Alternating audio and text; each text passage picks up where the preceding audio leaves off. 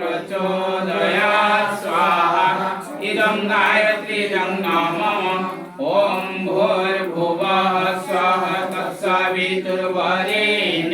भर्गो देवस्य धीमहि धियो यो नः प्रचोदयात् स्वाहा इदं गायत्रीजं नाम ॐ भूर्भुवः स्वः तत्सवितुर्वरेण्यं प्रचोदयात् स्वाहा इदं गायत्रीजं भर्गो देवस्य धीमहि धियो यो नः प्रचोदयात् स्वाहा इदं गायत्रीजं नाम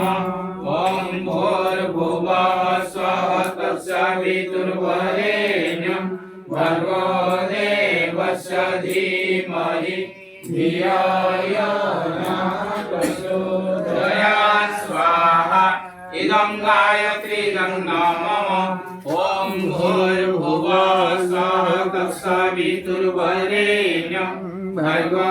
देवस्य धीमहि धियो यो नः प्रचोदयात्